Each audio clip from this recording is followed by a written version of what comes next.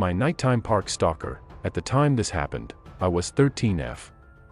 So this happened 2 years ago and I was fairly naive. I was a major introvert, only friends with a few people in my class. I wanted to be social, but I preferred to be alone and read or write. Classic nerd things. In early November, I got a text on my phone that was from a few classmates whose phone numbers I had, and around 1 or 2 I couldn't recognize. It was a group chat, asking if we wanted to hang out at night near a park at our school. My parents, being strict and paranoid, would never let me go. Luckily, or what I thought was luck, they were heading out for an overnight trip. They would be back around 4 o'clock in the morning. Everything fell into place. Once my parents left around 8:00-ish, I ran out the door and made my way to the park. The one thing I made sure to do was lock the door. My parents were paranoid after all, and it was their biggest thing that they engraved into me. Once I arrived at the park, I noticed a creepy figure near the edge of the woods. No one else seemed to notice it, and I already had enough reputation as a weirdo who was true crime obsessed. I didn't mention it. The night drew on and on. I was having the time of my life, ignoring the gut feeling I had telling me to run. Every so often I would look over my shoulder and the men would still be standing there. Around 9:45, 4 out of the 10 people there had to leave due to their curfew. It was getting cold and was nearly pitch black with a few street lights every so often. The rest of us decided to go as well, since it felt more eerie and quiet. The place we were hanging out at was a field that was fenced in with a few exits and entrances.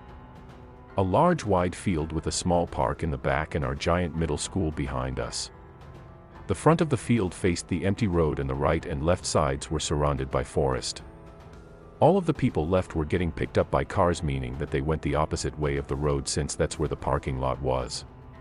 The men stood by the right forest/road exit that I needed to take to get home. I walked away from my group and tried to steady my heavy breathing. I didn't want to be paranoid, but all the true crime I listened to was catching up to me. The man was probably early 40s, late 30s, dark hair with a beard. He was probably around 5 feet 9 inches, but at the time it seemed like 6 feet 0 inches. He stood about 10 feet from the exit I had to take, so when I got close enough to it, I ran for about 30 feet through the exit and through the woods. Once I felt safe enough, I started just to quickly walk through the woods, or at least get to the road. I heard a snap and a crunch from behind me. I stopped walking for a second and quickly checked over my shoulder. Around 15 feet behind me stood the very same man. He was walking slowly behind me, almost as if he was trying not to be suspicious, but it only made my fear worse. I turned around and walked so quickly, I was basically jogging. I lived about 10 minutes away from the park we had hung out at, and I wasn't athletic enough to run home.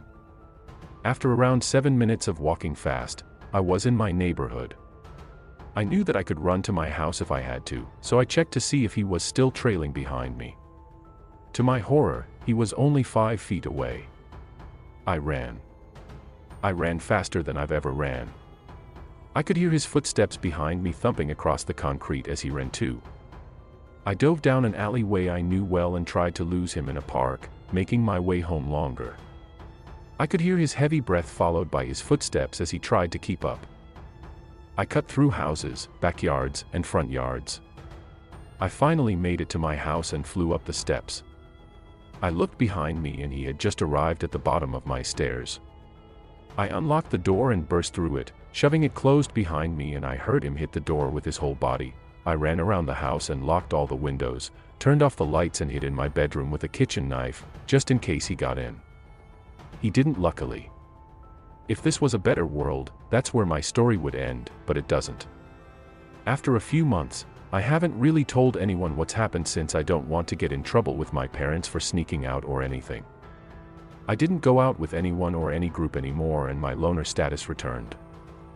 I began to write horror stories as a coping mechanism and never went out past 7 o'clock. It was around February when a classmate of mine was sharing a story of some random man following her home on the bus. She described him almost the exact same as the men who had chased me home. Another girl mentioned that he sounded like the guy who stood outside the school and tried to follow her home. I didn't join in, but everyone agreed that he was just a weird guy. He was kind of forgotten and eventually I moved on too. Around May, I was getting ready to walk to school when my mom pulled me aside and showed me a picture of a man. The guy who stalked me actually. She told me that he had been arrested 2 weeks ago for sexually assaulting a child and had escaped last night. She told me to keep an eye out for him and to call the cops if I saw him. I was shaking the whole time I walked to school. It haunts me to know that if he had caught me, I would most likely be in her position or even dead. So, creepy nighttime stalker who liked to hunt down young girls and sexually assault them, let's not meet again. Disturbed guy followed me through a dark and empty park at midnight for an hour. Disclaimer, before anyone says so, yes, I was not smart. I am a 25F who has been living in Tokyo for 7 years. Never have I once felt threatened until this day. This city is incredibly safe. It makes you forget about stranger danger, which I know is unimaginable if you live in most big cities. Anyways, here we go. It happened 1 year ago. I went to see an orchestra with my friend which finished around 10:30 p.m. She goes home and it was a beautiful night, so I decided to walk around this area of the city which I rarely go to, Tokyo Station. On a semi-empty street, this 40-ish-year-old Japanese guy dressed like every other salaryman here stops me to ask how to get to this subway line called Hibiya Line. A bit odd, but whatever. I pull out Google Map and give him directions. When I look up I realize he wasn't listening and looked at me with these creepy eyes and creepy smile. He then said, "Where are you going?" I tell him I'm meeting my boyfriend close by. Lie. He asks if he can walk with me. I firmly say no, my boyfriend was waiting for me. I turn around and walk away. Suddenly, I hear him cry behind me, "Please, please, I beg you, please," in English, and literally was on his knees. I freak out and fast walk away. When I look back, he got back on his feet and was walking in the same direction as me. Now, I know I should have been more freaked out, but it does happen that random Japanese guys ask to walk with me and talk. I am mixed Asian but look more foreign. They give up quickly after I firmly show it won't happen. It's usually harmless. I get to the busy train station which is basically thousands of people, like fish schooling. I move in random directions for 20 minutes to lose him. By that time, I'm pretty certain he couldn't have followed me in this crowd. I relax and stupidly go back to my plan of taking a walk by myself at midnight. I know, I walk through the gardens of the Imperial Palace, which is a huge park with no lights and no one to be seen at this time of the day. I take dark empty streets. I had forgotten about the creepy guy and just admired my surroundings, the architecture, and enjoyed the quietness. I walk for almost an hour. I am 4 stations away from where I met the creepy guy. It's past midnight, so time to catch the last train home. I go down the stairs to the closest station. I decide to stop and look down on my phone to check how to get home from there. When I feel taps on my shoulder, it was creepy fucking guy. With even more insane eyes and smile. That's when dumb me fully realized that Psycho followed me through a crowd of thousands of people, a dark park and small empty streets for over an hour. And guess what? Hibiya fucking line didn't pass by this station. I start yelling my lungs out and make threatening gestures to fuck off and get away from me, and I run to the gates where there are more people. He full-on runs to catch me. I pretend to go down the stairs to a platform and then quickly hide behind a column. I see him run past me frenetically searching for me with his crazy eyes, but he doesn't look back. He doesn't see me. I run back up the stairs and get on a different train. I call my boyfriend who met me up halfway home. I uncontrollably shivered all the way home. Petrified, in retrospect, if he wanted to harm me, he would have done it when I was alone. Not at the station with people around. But it still gives me chills to this day. He wanted to meet me at the park. This happened when I was about 8 or 9 years old. My friend took me to a meetup at this big park that her church was having an event at. I didn't really know anyone she was hanging out with, so for the most part one just sat alone. I didn't have a lot of friends my age at the time, and related better to adults in general, so I didn't really think anything weird was happening when an older boy came and sat next to me. He started asking me pretty normal questions, like my name, and how old I was.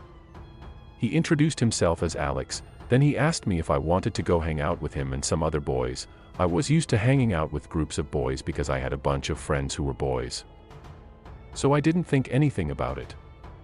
The other boys were a little bit younger than him, maybe 11 to 13, and they seemed a little weirded out that he wanted me to hang out with them. It turned out he was 19, and my friend's mom said I could go explore to park as long as he was with us, because he was an adult. While we walked around near the woods, they started talking about more sexual things, which wasn't odd because after all they were preteen boys, but Alex just kept staring at me. When we started walking back to the rest of the people, he walked up ahead of the group with me. I made some sarcastic comment, and I remember our conversation after went something like this: "You're really funny. If you were older, I'd date you." I felt a little uncomfortable, but laughed. I think I made another comment trying to make myself less uneasy, but I don't remember exactly what I said. He then turned a bit more serious and looked down at me. "Seriously though, I wish that you were older. Because I would actually date you." I found that weird, but we were already at the area with everyone else, so I just dropped the conversation and went to hang out with the other boys. The other boys made some joke about me and Alex being a couple, but they stopped laughing after they saw that I seemed uncomfortable. I remember them looking over at Alex, and I think they knew something was off. But then Alex asked me if I wanted his phone number. I said sure, and went to my friend's mom to get a paper cup to write on. She gave it to me without a second thought, and later she said that if she had known whose number I was writing, she wouldn't have given it to me. A week or so later, I decided to call the guy when I was bored, and he sounded excited that I had called him. I learned that he still lived with his parents, which I didn't find weird because I knew some college students did. A few days later, he started asking me questions like, "Do you have a boyfriend?" and "Have you ever had a boyfriend?" I felt immediately uncomfortable, and I remember vividly that I stopped jumping up and down on my mother's bed when he started asking if I had kissed anybody or done anything else. I got off the bed and dropped my voice low, saying I didn't want to talk about that. He started telling me about how he had never had a girlfriend and he sounded almost angry, so I made up an excuse, saying I had to go. A few times he called me again, and we talked fairly normally. The only thing that stood out is that he really wanted to meet up with me, and he didn't want me to bring anyone along. He said he wanted someone to drop me off so we could hang out around the park or something. He was so persistent with it, and eventually I said I'd talk to my mom about it. He seemed to not like that idea so much, and suggested that instead he came and picked me up, but I said no. At this point my mom knew I was talking to someone on the phone, and I guess she assumed it was a girl around my age, because one day she started asking me about him. I told her that he was a boy, which she thought was off, and she asked how old he was. I remember telling her something along the lines of, almost 20. At this point she froze. "He's almost 20, yeah." I had shrugged. She asked me more about him, sounding kind of frantic, and I told her he wanted to meet up sometime. She told me that she wasn't comfortable with me talking to him, and I was definitely not allowed to meet up with him. At the time I was upset with her, and after I told Alex that my mom had found out, he got annoyed. He seemed almost angry at first, but then when I said I wasn't allowed to go see him, he sounded sad. Thinking back on it, I think he was acting sad so I would go meet up with him in secret, because that was his next suggestion.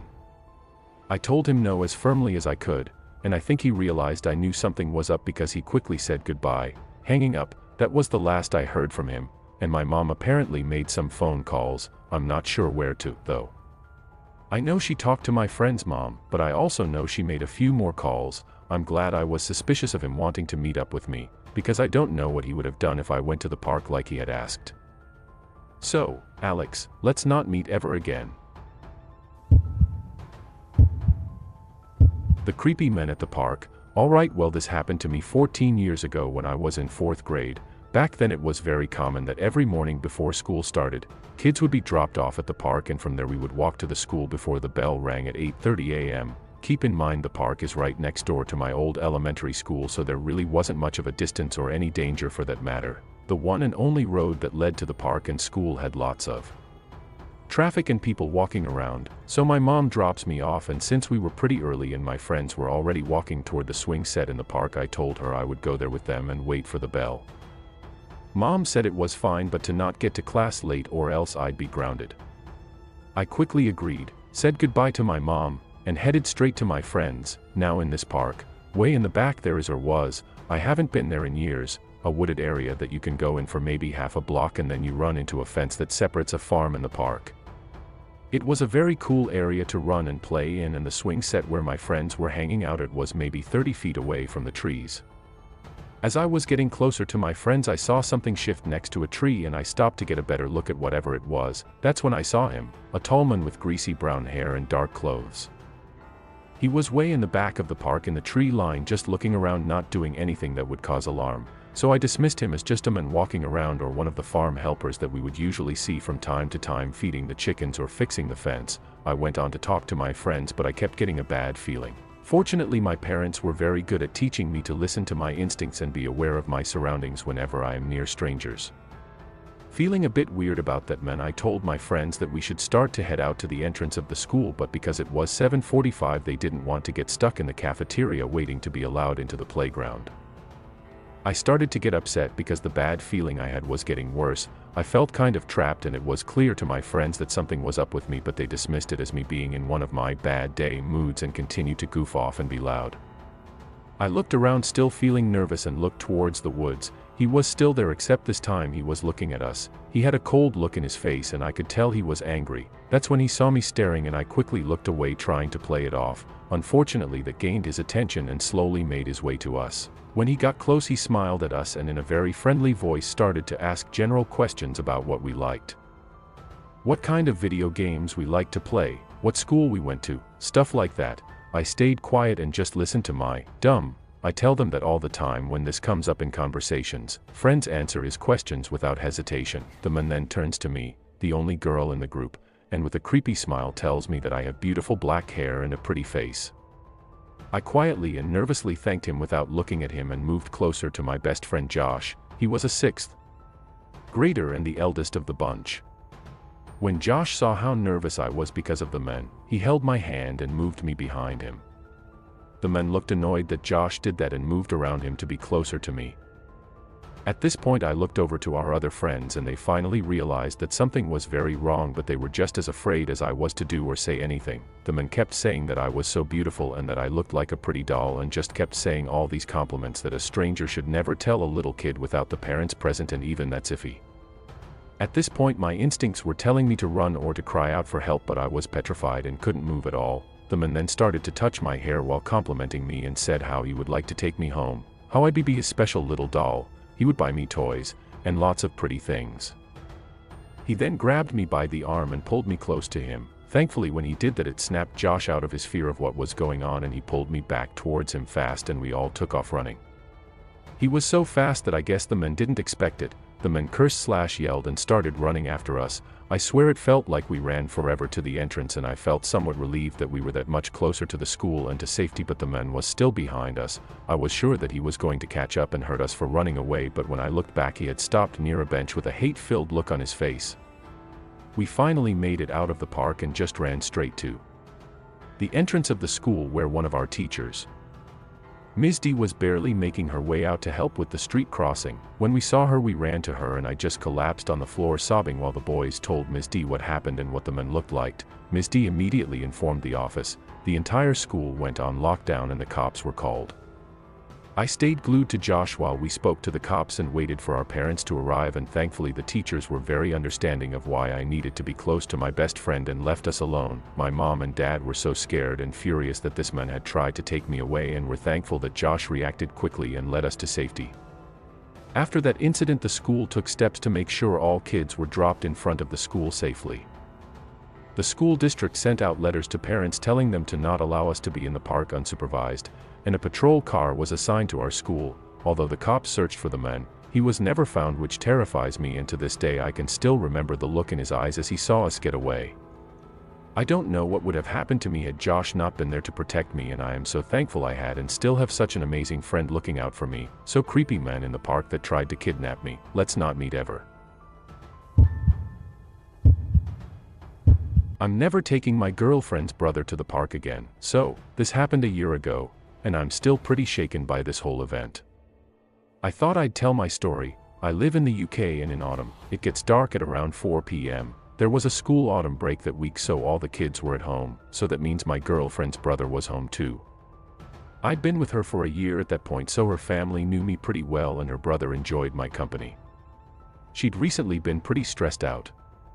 Her parents were going out across the country for the day, so she had to look after her brother, but I thought that I'd give her a day to herself so she can just cool off. I asked her parents if I could look after their son for the day instead, and they agreed. So I came around at 8 a.m. and they let me in before they set off. My girlfriend's brother woke up about an hour later and she followed shortly afterwards. We went out for breakfast at a local cafe together and went back to her house when we were done, and once I dropped her off I took her brother to the park. We got there at about 2 p.m. and the place was pretty packed. Eventually the sun started going down and the place was completely empty by 4 p.m. I texted my girlfriend and told her we'd be home in a bit, and she said okay. I'm gonna be honest, I completely lost track of time. Me and her brother were having fun being the only two in the park. Me and her brother were stood on top of this really tall climbing frame with a slide on it. It was almost pitch black at this point, so I was using my phone as a flashlight. A notification popped up on my screen, and it was my girlfriend asking where we were. I responded, "Oops, coming home now," and told her brother we had to go. He sighed and asked if we could go down the slide, and I said yes. Before I went down, I knew what the park looked like. There were street lights all around it, benches everywhere, some trees, and places for the kids to play. When I came out of the slide, there was something weird. A man had appeared out of nowhere and was stood beneath one of the street lights. He had a trench coat on and a beanie hat. I immediately got my girlfriend's brother behind me and called out to the man with a friendly "Hi there." I got a response. He started groaning. I noticed he was swaying back and forth in the light, and he had his mouth open, drooling, with a blank look in his eyes. This man made me feel really fucking uneasy. I picked little bro up and kept checking on this guy the entire time. There was an exit to my left that led to the path back home, so I left out that way and kept checking behind me every few seconds. The guy was still stood there. The path where the guy was stood merges with a big main path if you walk out through some bushes, and so does the one I walked through. I was walking down the path for about 2 minutes, periodically checking behind me, and thought I was in the clear. I wasn't. I was on a straight stretch of path with lots of street lights when I saw him again. He was stood beneath one, looking up at it, and he was playing with something in his hands. I looked closer and realized it was a fucking knife. I kept walking and walking, checking behind me constantly. Girlfriend's little brother was so scared he had his head tucked into my chest. I noticed that the guy seemed to be moving to new street lights whenever I turned around. Initially I thought it was my eyes playing tricks on me, but I started counting them and realized 2 street lights behind him had definitely turned into 5. I could faintly hear the groaning noise, and he was occasionally moaning as well. I picked up the pace a bit and turned a corner, getting into the last stretch of street before I got to my girlfriend's house. That was when I heard him behind the row of bushes. That moaning noise sounded angry, and I heard his heavy footsteps bounding down the path. The man was fucking running. I immediately broke into a sprint and didn't stop until I turned an alleyway at the front of the street and got behind my girlfriend's house. There's a big bush there, so I crouched down behind that and spammed her phone with messages to open the back gate. I hugged her brother close until she opened it for us and got us in quickly. It felt like years. I went to the front of the house and had it confirmed that I'd managed to shake him. He was now in the street, circling where I'd been, outside of the alleyway. Just moments ago. He was still moaning. He had that knife in his hand still. He started kicking people's bins over. I called the police immediately, but he was gone by the time they arrived, and as far as I know they never found him.